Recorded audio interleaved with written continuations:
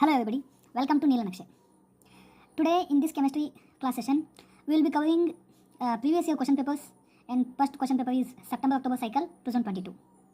So usually a typical question paper comprises of total 18 marks questions, where we need to compulsorily answer for total 22 questions.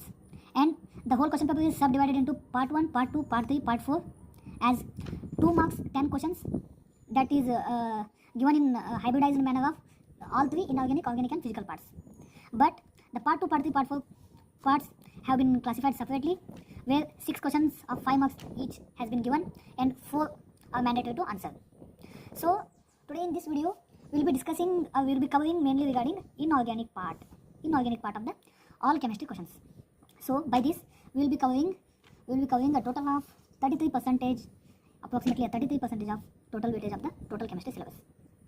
So moving with the first question of September-October cycle 2022 is given as the 2 marks question is what is photoelectric effect. So and along with the questions we will be discussing parallelly that with aim one question multiple concept. Why? Because for example in photoelectric effect, along with photoelectric effect we will be having some terminology called threshold energy and all. So we will be discussing the side by side concept, so that we will be covering maximum concept within minimum questions. Okay, let's proceed to the answer for the first question. What is photoelectric effect? Photoelectric effect is, the definition is given by, it is given by emission of electrons. What is? It is given by emission of electrons. It is given by emission of electrons when metals are exposed. When metals are exposed or when metals are irradiated, because the exact terminology is irradiated, because that is emission of electron is mainly related with radiation of the radiation energy. So emission of electron or when metals are irradiated, this two wordings should be compulsory in the definition. And the light or wave that is regarded here is UV rays. So the whole concept will be emission of electrons when metals are exposed or irradiated with UV radiation, that is known as photoelectric effect. I repeat, emission of electrons when metals are irradiated with UV radiations, that particular condition is known as photoelectric effect. So along with this photoelectric effect, for this photoelectric effect we need to understand the concept called. So here threshold energy, when the terminology threshold energy is used, that is given by E naught, and it is equal to h nu. As we all know, h is equal to 6.626 into 10 raised to minus 34 joule second. That is Planck's constant. And the threshold energy is the minimum energy that is required to remove out electron or photoelectron out of that metal surface is called threshold energy. And the frequency used for that purpose, that is nu naught is called threshold frequency. So here we will be seeing equation like E naught is equal to h nu naught, which is given by threshold energy. E is equal to h nu, that is related with Planck's, that is also energy equation. And the parallelly another famous energy equation is E is equal to mc square. Leaving all this behind, because this is not related to the question, but the main thing that was related in with respect to question was photoelectric effect, and the concept is clear now. So moving with the next question, that is question number 2. The question number 2 is given as what is Zeeman effect. This Zeeman effect is a concept related with the extension of Bohr's atomic theory. That is it is a further concept of the Bohr's atomic theory. How it is extension of Bohr's theory? Because this Zeeman, his full name is Peter Zeeman. He has conducted an experiment that he has exposed that atomic spectra in presence of magnetic field. So he has found something variable. I will just show you the pictures.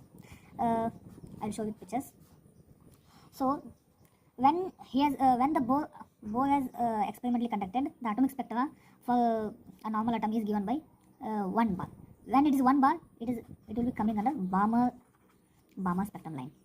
But for the same Balmer spectrum line, the Zeeman has found three lines, comparatively thinner lines with respect to the Bohr's experiment. But here the magnetic field was present. The magnetic field was present. So this one is related with how the spectra was given. So the more clear idea will be given as when it is the atomic spectra from 1s to 2s is moved in between these transitions. Here no change is found, only one energy level is given. But here under the magnetic field there are 3 different energy levels has been found. So these 3 energy levels will be depicting in modern days, that is px, py, pz orbitals. But at that time the px, py, pz, I think I can't say it was well known or not, but in the modern days whatever we are using px, py, pz was well explained with the magnetic under the magnetic field experiment, which is given by Peter Zeeman. And similarly Stark effect is also studied, where the same kind of experiment which was conducted under electric effect.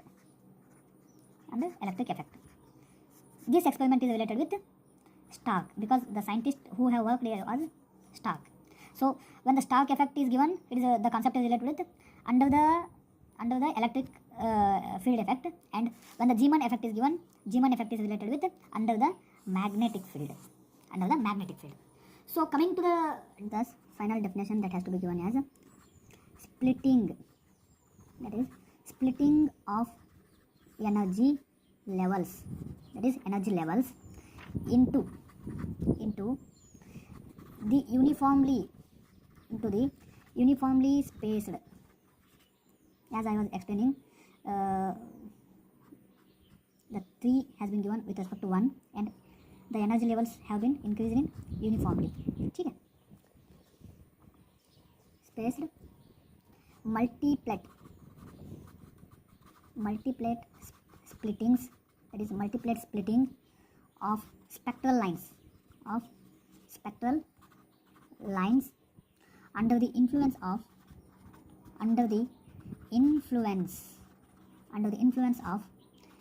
external magnetic field. And please do mention magnetic field because this Zeeman effect is mainly regarded with magnetic field. Understood? So here question number third, that is third question of 2 mark session, is what are orbitals?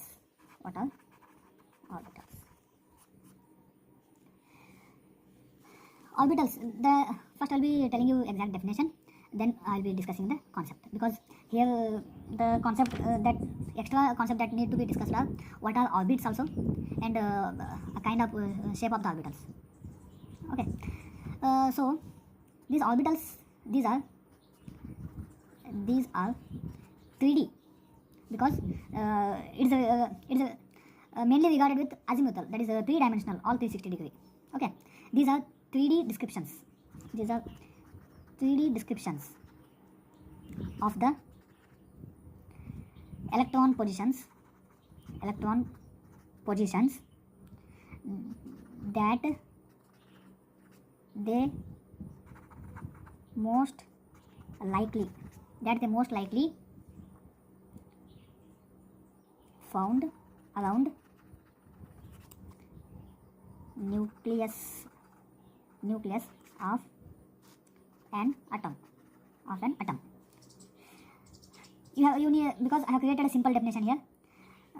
The concept of orbitals is when there is a nucleus of an atom, an electron can be found here, n number of, because it is a 360 degrees spaciously, it is the probability of finding is possible, but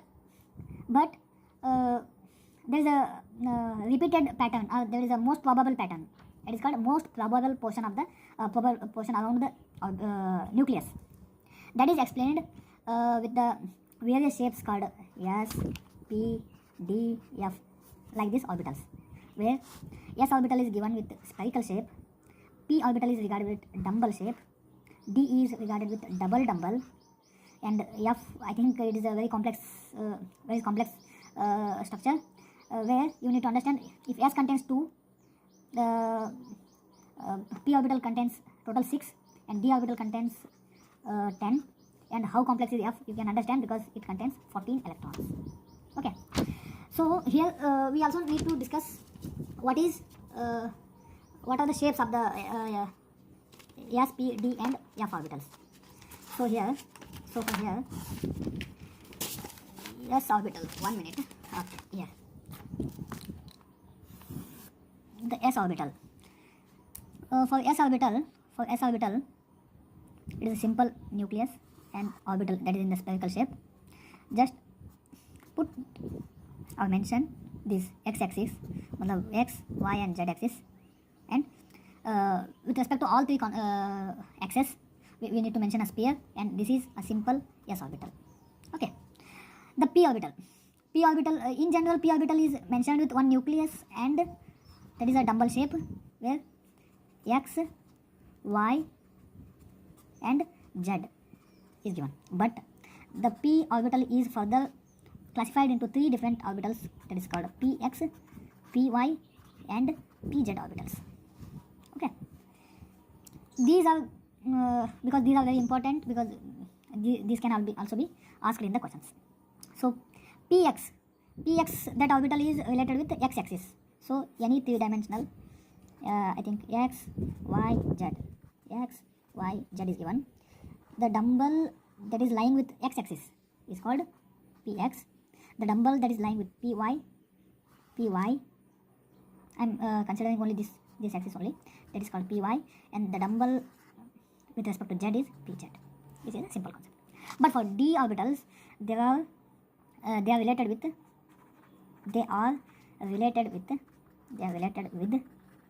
planes, because here P orbital is related with only axis, that is single axis, either x or y or z. But D orbitals are related with like I'll tell their names, you'll be understanding. That is, for example, dxy, that is dxy, means this orbital is related with x and y plane. Okay, and dyz means this orbital is related with yz plane. Okay, and dzx. So there are total 3 axes: xy, yz, xy, yz, zx. These 3 orbitals. Okay. Abhi next, another orbital is with respect to dx square minus y square. This d orbital double shape is will be found in staggered form, staggered or bent towards x axis and y axis equally.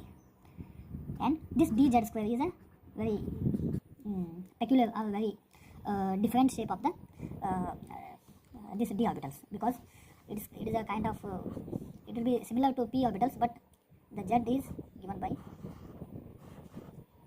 this axis is called z, and the more density of electron is at the center, so the z times z is given by z square, so that is given by dz square. So till now we have discussed about different shapes, orbitals and orbits.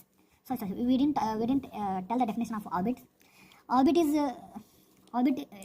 that can be generally said that the orbit is a fixed path. Orbit is a fixed path, that is a kind of elliptical or circular path. Just what we are considering in the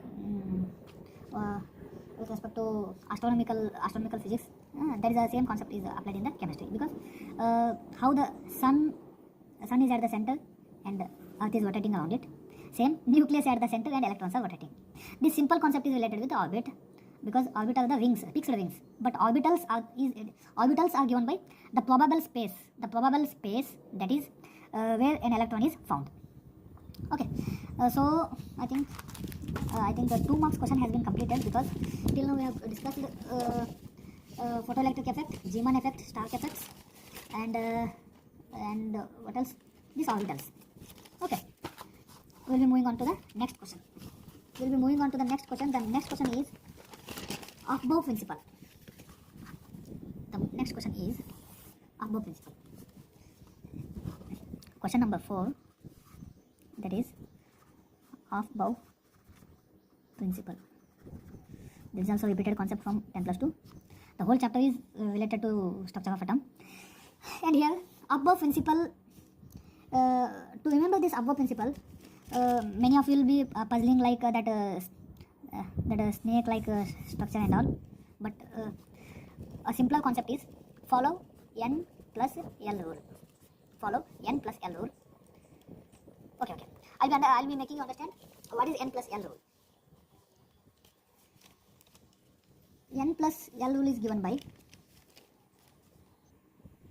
this. N plus L rule is given L rule. It is given by N means principal quantum number, and L means azimuthal quantum number. Okay.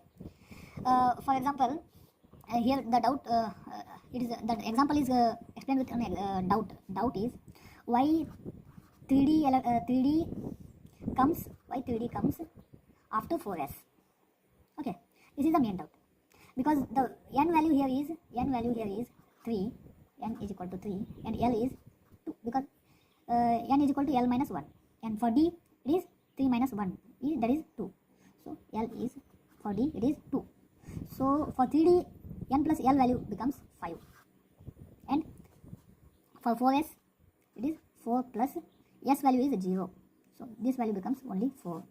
So lesser the n plus value will appear in the electronic configuration first. Lesser the n plus value will appear in the electronic configuration first, and higher the n plus value, that is for example 3D is 5, that will appear after 4s orbital. This is the simple notation that need to be explained. But coming to the definition, what is Aufbau Principle? Aufbau Principle is electrons, means it will be coming under, it is a concept regarding electronic configuration. Means setting up of electrons in a well mannered way. Configurations. Okay. Electrons are added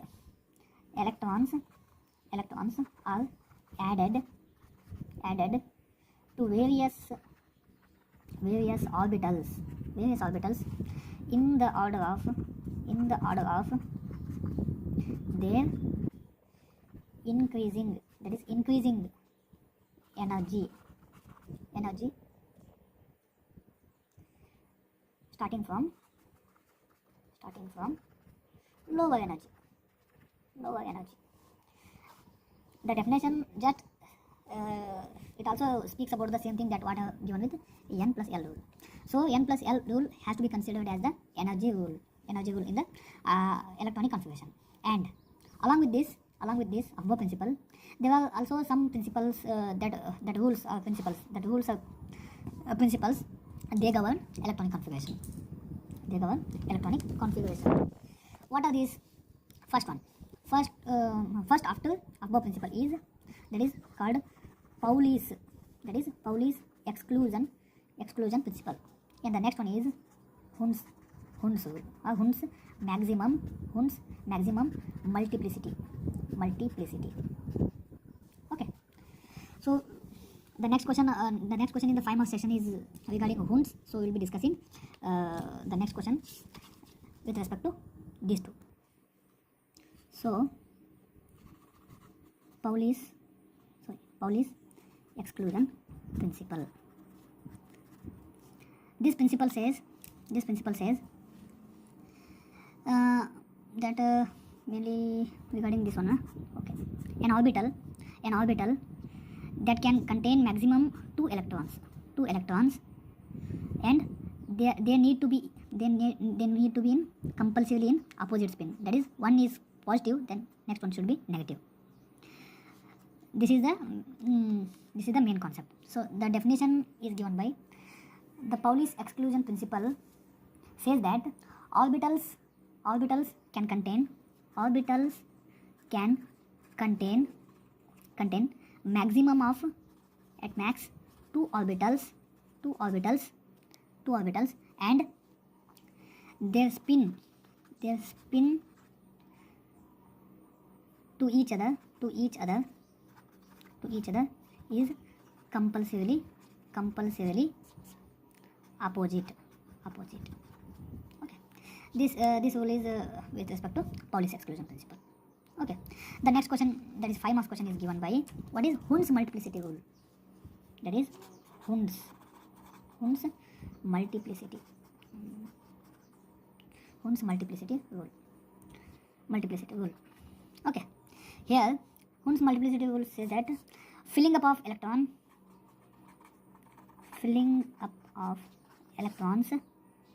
into orbitals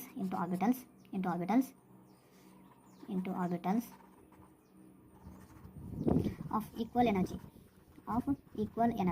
The equal energy is related with n plus L. Again I repeat, n plus L, that we have discussed in the Aufbau principle. Okay, filling up of electron into orbitals of equal energy. Every orbital is first singly filled. That is singly filled.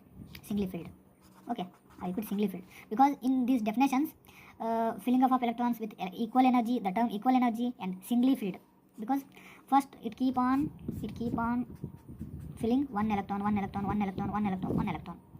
then again it comes back with another electron, that is pairing electrons. Okay, this is the concept, filled, singly electrons filled. Then after that, occupation of pairing takes place. This is the simple definition. Here all singly occupied electrons have same spin to maximize overall spin, because the best example for this, I think atomic number 24, that is calcium, vanadium, titanium, I think chromium, chromium. For this, the 3D orbitals, because the electronic configuration is given by organ is 18, next 6 electrons is given.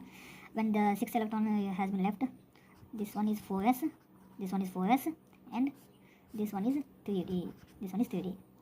After this, total here 18 electrons has been given already. So the 6 remaining electrons are distributed like this, singly occupied, because to maximize their spin. And furthermore electrons will be pairing equally. So this procedure is with these all 3 principles, that is the first one, Aufbau principle, Pauli's exclusion, and Hund's. These three are the ruling or governing principles for electronic configuration. Because questions may arise like with the terminology called rules governing, rules for, and everything is with the same concept called electronic configuration. The next 5 marks question is explain the merits of long form periodic table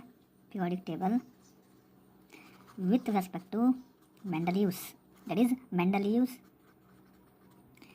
periodic table. Even though this is a simple concept, a simple theory based question, but here we should clearly give answer with respect to two aspects. That first we need to understand what are disadvantages of Mendeleev's periodic table, and those disadvantages has been recovered, that is recovered in long form of, that is Mosely periodic table, long form of periodic table. Okay, this pattern has to be followed so that the complete answer is gained with maximum efficiency. So here the answer will be covering points like the long form of the periodic table is based on atomic number. That is, atomic number is given by number of photons in atom. Okay, but the Mendeleev's periodic table was based on mass number. So here with respect to mass number, atomic number is a convenient factor. So here it becomes the mentioning of atomic number and mass number is first point. Okay. The second point will be it completely separates non-metals and metals, but with one exception, because chemistry is full of exceptions. With only one exception, there is position of hydrogen. Okay, so please don't raise the questions with respect to hydrogen, because till now hydrogen, it is not been decided the position of the hydrogen to be fixed. Leave it. Okay, and the third point will be involving the completion of each period, because periodic table is mainly based on the periodicity, that is repetition of properties. It is with respect to this term, periodicity properties has been given, is more conveniently given. And the next point is the greatest advantage, that is the greatest advantage is it can be divided into four different blocks, S, P, D and F blocks. Sorry, this is the wrong format. It is better to show that skeletal diagram. It is divided into conveniently 4 blocks. That is, the S block is given on the left hand side with 2 blocks, and these 6 blocks are given by P orbital, and the middle one are called core earth metals, are D orbitals, and F orbitals are separately placed because these lanthanides and actinides have the exceptionally special properties. Okay, this periodic table has separated the whole periodic table further into SPDF. So this is the main advantage where it was not found in the Mendeleev's periodic table. Okay, the first point is with atomic number, non-metals and metals, and third one is with the periodicity is well observed, and SPDF. Fourth point, the last point is it takes out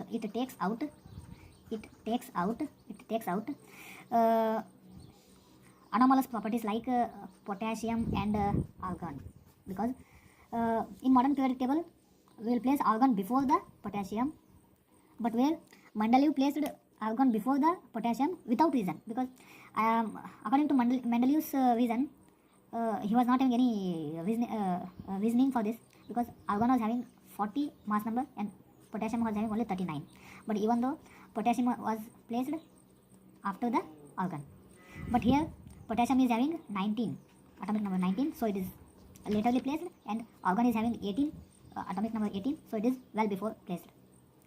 So the 5 points again, because this scenario is very jumbled up, but 5 points I will repeat. The first point need to be covered is atomic number with respect to mass number. Second one is non-metals with respect to metals. Third one is periodicity of the periodic table is well maintained, and their properties has been characterized distinguishedly. And fourth is this long form of periodic table gives us the new idea and new further classification of SPDF blocks. And the fifth one is it removes some anomalies like potassium and argon. Actually there are many more anomalies, I think 2 or 3 anomalies, but the best example and easiest example to explain here is potassium and argon example. And with this we will be moving to the last question of this. So here, difference between sigma and pi. For this, the first one is with respect to definition, because sigma bond are head to head overlapping, because this both concept, that is sigma and pi, is related with p orbitals. That is mainly related with p orbitals. So we need to discuss this with respect to p orbitals, where head to head overlapping, when it occurs, the formation of sigma bond takes place, whereas side by side overlapping happens, there takes place the pi bond. So the diagrammatic representation is, if this one is the p orbital and this portion is called head, and this is side. Okay, so the head to head overlapping, the bond created is sigma. there is now a trending word called that sigma male, sigma female. That is sigma. Sigma is main bond. That defines the sigma bond. And side by side, that is diagrammatically represented as like this, because this side by side overlapping. Okay, this one is called pi bond. The next difference is sigma bond can be maximum 1 in number. Okay, but pi bond at max they can be 2 in number, because if I take the example of alkane, alkyne, that is the best example. But even though this belongs to inorganic, but that organic example is very good, because as we can say CnH2n plus 2, that is alkane. Alkane has CH3. Here only alkane has only one bond. When occurrence of only one bond is, that is sigma bond compulsory. Okay, but in alkenes, that is alkenes is given by CnH2n. Here Cn is given by CH2 for alkene, that is ethene. Okay, and for alkyne, that is ethyne, CnH2n minus 2. Here C triple bond C H, where when the occurrence of one bond is taken place, that is sigma in p block elements, and more than one bond is occurred, one is sigma compulsory and one can be pi, and here the either side can be pi and the middle one is sigma. Okay, this is the concept. So head on overlapping. The next one is maximum 1 in number, and these can be 2 in number. The third difference is the sigma bond is very strong, so that the compound the sigma bond is less reactive. When the compound is very strong, the compound is not ready to give its electron, or not ready to share its electron, so this will be less reactive. Because mentioning this point only strong, weak, less reactive, more reactive, it may feel stupidity. So mention this both strong, the sigma bond is strong and hence less reactive, combined in only one point. So here it is weaker compared to sigma bond, and it is more reactive because it is tending, it has a higher tendency to donate electron and break the bonds. Okay, these three are main three differences. Except this, we can also add some differences, like sigma 1 can be used for determining the orbitals shape, determining the shape of the orbital, where pi bonds cannot be helpful in determining the shape of the orbital. Okay, sigma and phi, that is the fourth difference. And the last difference is that is well explained with some atomic models actually. Consider here these two sketch pens are sigma and pi, whereas the red one is sigma bond and black one is the pi bond.